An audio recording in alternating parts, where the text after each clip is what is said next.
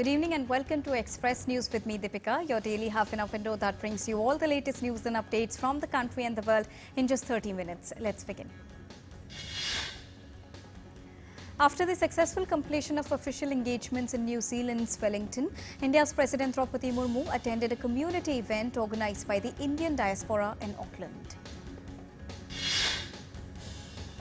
Speaking at the event, President Murmu announced that India will soon be opening a consulate in Auckland to further strengthen India-New Zealand relations and assisting the diaspora. India's External Affairs Minister Dr. S. Jaishankar is all set to begin his three-day official visit to Maldives from Friday. The visit is aimed at strengthening the close partnership between the two countries and to explore avenues to enhance the bilateral relationship further.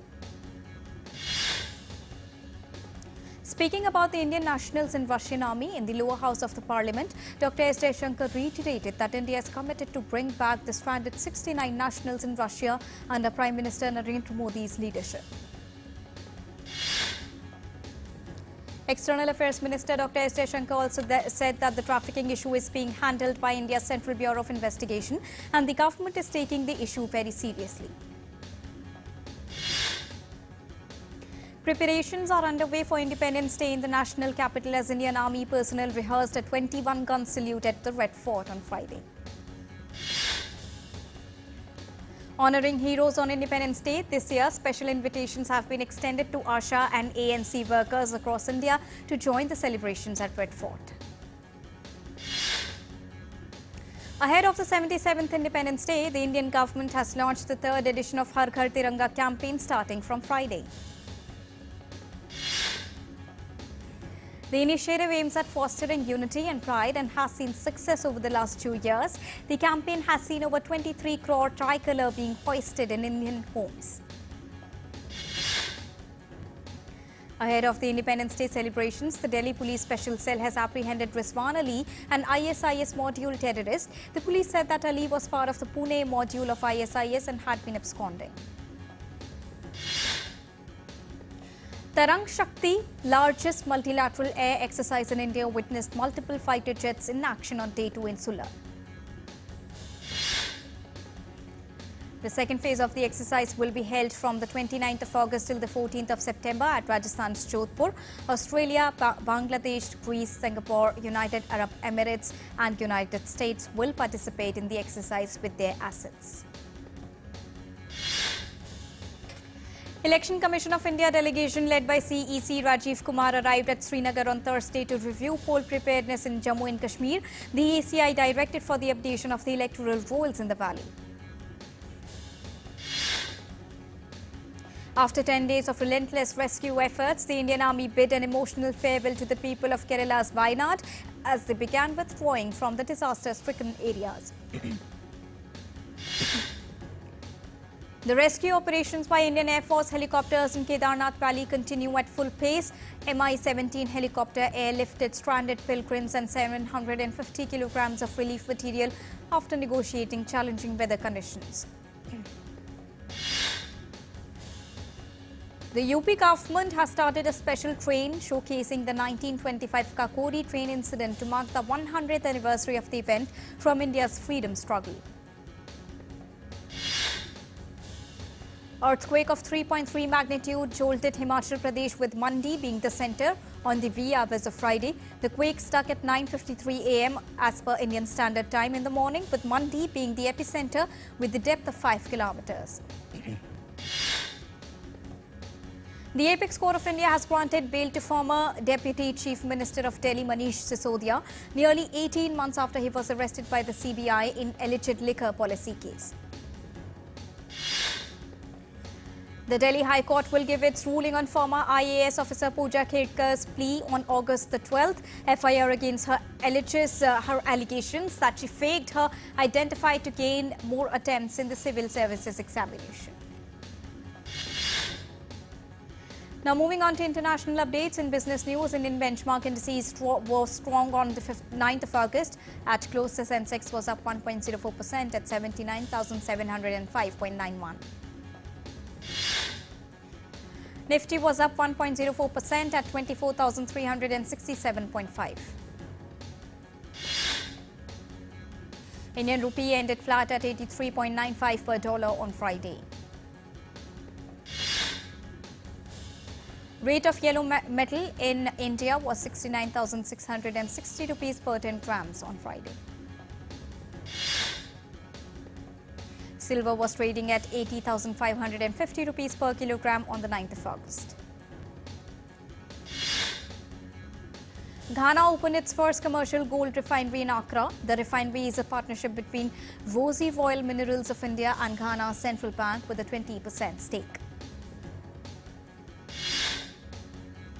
The Russian ruble weakened against the dollar on Friday as demand for foreign currency edged up.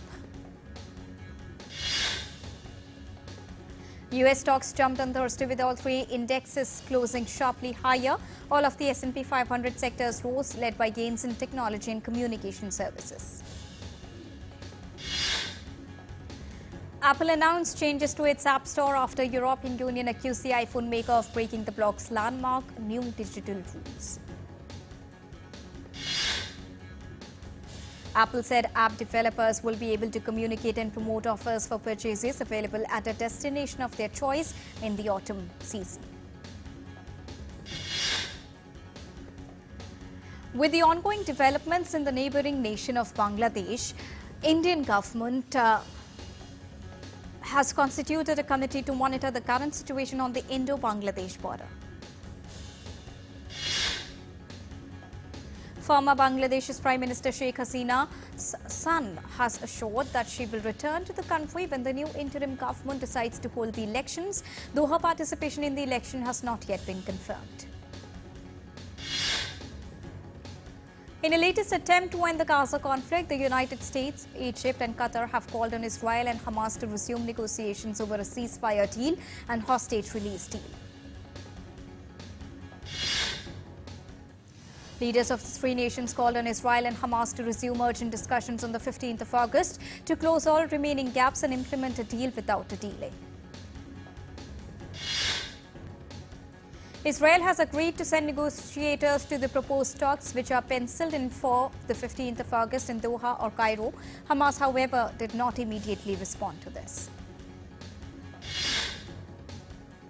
The renewed diplomatic push will be seen as an attempt to stop regional conflict from spiraling out of control after Hamas's leader Ismail Haniyeh was assassinated last week.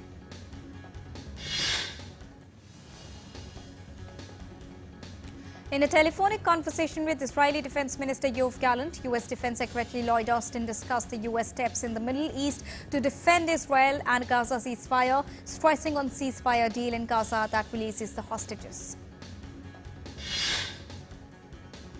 A recent poll indicates Israel Prime Minister Netanyahu is regaining popularity over his rival Benny Gantz. Netanyahu is ahead with 42% respondents compared to Gantz, with only 40% suited to be the Prime Minister. The US has reportedly warned Iran an attack on Israel would pose a serious risk for Iran's economy and the government. Ukrainian military has attacked a Russian military airfield in the Lipetsk region of southern Russia, damaging guided bomb stockpiles. After the attack, Russia started evacuating people from parts of its western region of Lipetsk on Friday. A state of emergency was also declared in Lipetsk municipal district.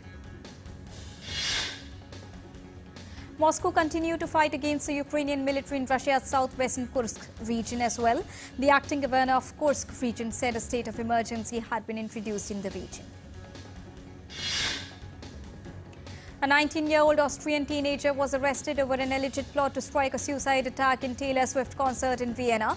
The teenager made a full confession in custody after he was arrested. Meanwhile, the US have been in touch with the Austrian government over the issue. British police remain on alert after a heavy security presence, rapid arrest and displays of unity by people across Britain. Britain's government said it was still cautious after days of riots triggered killing of 3 young girls in a knife attack in Southport. U.S. Republican presidential candidate Donald Trump and Democratic opponent Kamala Harris will debate on the 10th of September, setting up the first face-to-face matchup between the rivals. French President Emmanuel Macron has agreed to a request for Pacific Island leaders to visit the French territory of New Caledonia to assess ongoing civil unrest between indigenous Canucks and French loyalists. An accountability court extended physical remand of former Prime Minister and PTI founder Imran Khan and his wife Bushra Bibi by 11 days in a new Tushkhana case. The Sudanese government will send a delegation to Jeddah to consult with the United States regarding ceasefire talks in Geneva in an effort to end war between Sudanese army and Rapid Support Forces paramilitary. Former Catalan separatist leader Carles defied an arrest warrant to appear at a rally in Spain. Speaking to his followers, Carles said he aimed to revive the independence drive amid heavy police presence.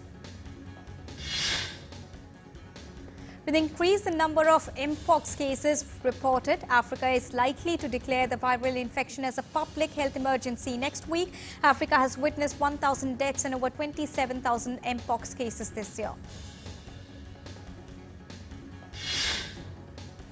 Time to take a short break. We'll be right back.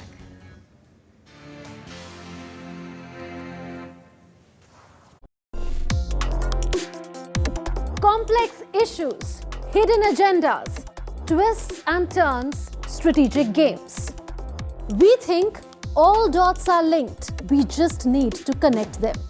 Join me every week as I connect the dots to unravel hidden designs in statecraft, mysteries, and decode issues that matter to you. Watch Connecting the Dots with me at these times on DD India.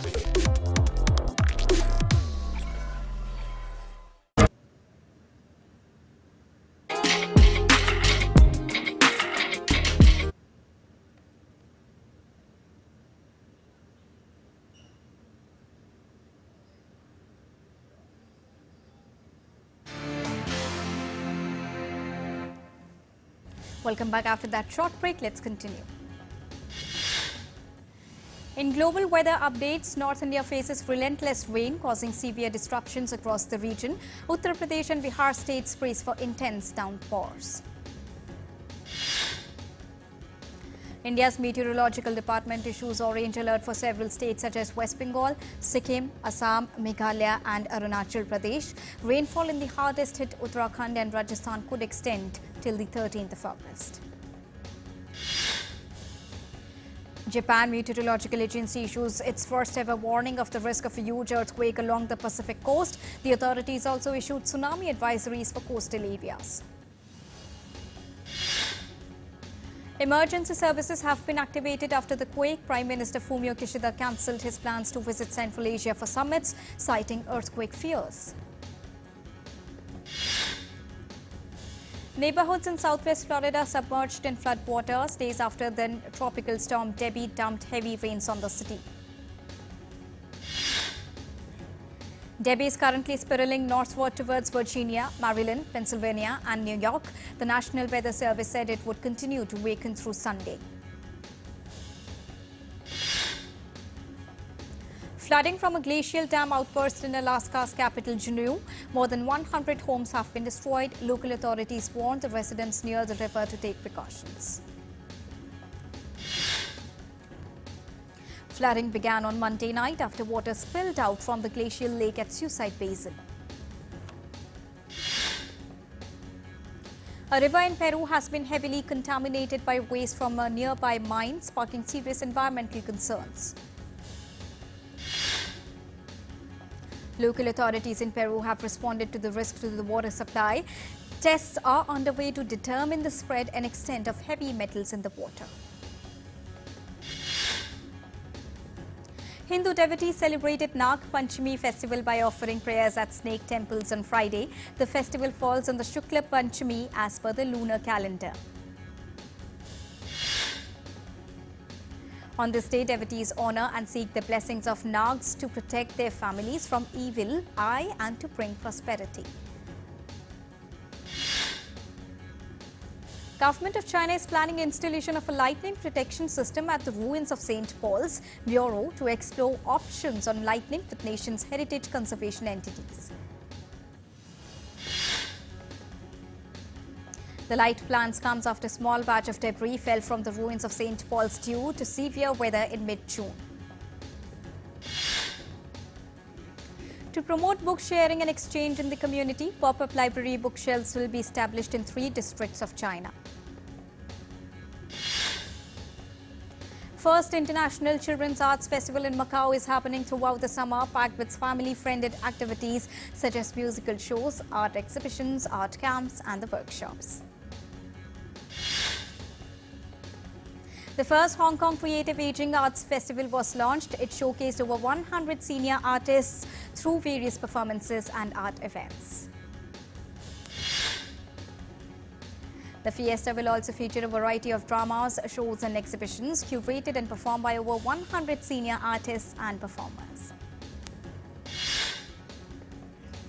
Danes in central Copenhagen on Thursday marked the return of fiery South Korean ramen noodles. These were being banned for being too spicy. Stores of Denmark in June removed 3 variants of South Korean Samyang foods after the Food Administration found the noodles' high capsaicin level posed a serious health risk.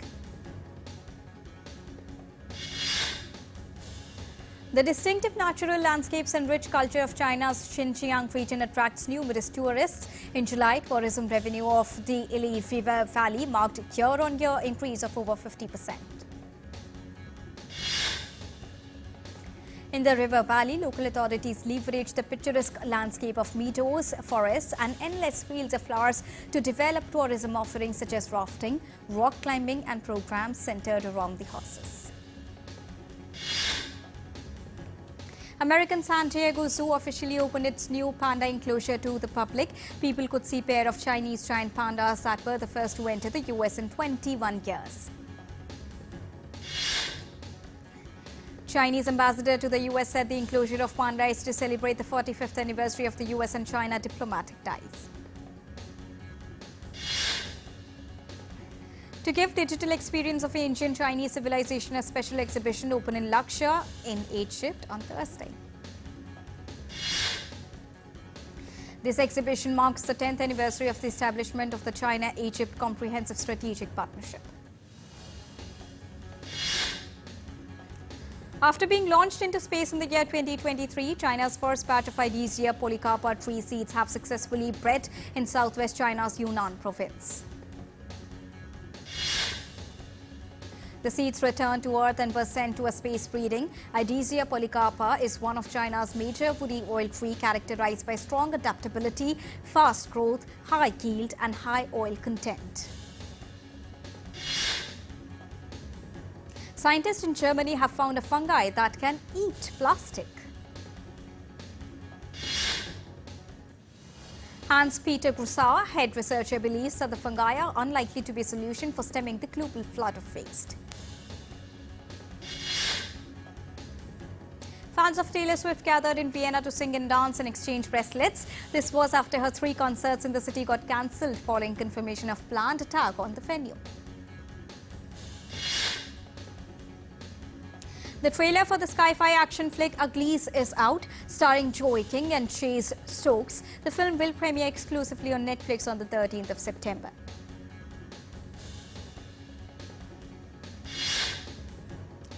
Trailer of the 2nd season of the American drama series called Tell Me Lies is out now. The new season will premiere on the 4th of September on Hulu. After a limited theatrical release in the United States, the heist comedy film The Instigators, starring Matt Damon and Casey Affleck, made its streaming debut on Apple TV+. The romantic drama called It Ends With Us has hit the theatres on Friday. Starring Blake Lively, the film is based on the 2016 novel of the same name by Colin Hoover. Lucas Queer, starring Daniel Craig, has been selected for New York Film Festival Spotlight Gala. It will make its US premiere at Alice Tilly Hall on the 6th of October. Former Beatle and Wings member Paul McCartney has announced a rare 4K documentary coming to cinemas next month. It features behind-the-scenes rare footage of Abbey Road Studios recording sessions. Bollywood actor Shah Rukh Khan flew to Switzerland to attend the Locarno Film Festival, where he will be honoured with a special award. Bollywood film Perai Hasina Dilruba starring Taapsee Pannu, Vikrant Massey and Sunny Kaushal is out on Netflix. It's a sequel to the 2020 film Haseen Dilruba. Sports biopic Chandu Champion is now on OTT. Bollywood actor Kartik Aaryan starrer film is now on Amazon Prime Video. India's javelin thrower Neeraj Chopra etched his name in the books of history once again, becoming only the second Indian male athlete to secure 2 Olympic medals in track and field. Neeraj delivered an impressive 89.45 meters throw to claim the silver medal. Pakistan's Arshad Nadeem emerged as the gold medalist. India's parliament congratulated Neeraj Chopra for winning the silver in javelin throw and Indian hockey team for securing a bronze. Indian Prime Minister Narendra Modi spoke with Neeraj Chopra and congratulated him on winning the medal. He also inquired about his injury. The Court of Arbitration for Sports is currently hearing ace Indian wrestler Vinesh Phogat's plea against her disqualification at the Paris Olympics. Indian wrestler Aman Sehrawat will fight it out for a bronze medal match in men's 57 kg freestyle wrestling event. He will face Darian Toy Cruz of Puerto Rico on Friday. Indian Olympic Association has announced the decision of nominating the wall P.R. Srijesh as the male flag bearer for the closing ceremony of Paris Olympics. Netherlands beat Germany in a shootout to win the men's Olympic hockey gold on Thursday to win their first men's hockey Olympic gold medal in 24 years. Botswana's Leslie Tobago claimed the surprise men's 200-meter gold medal as America's Noah Lyles was denied a sprint double. Noah Lyles later revealed that he tested positive for COVID-19 2 days before finishing third in 200-meter final. And with this, it's a wrap here on Express News for now, but news and updates will continue here on DD India. So don't go anywhere. Keep watching and keep tracking DD India for all latest news and updates from the country and the world. Thank you so much for joining us right now. Namaskar.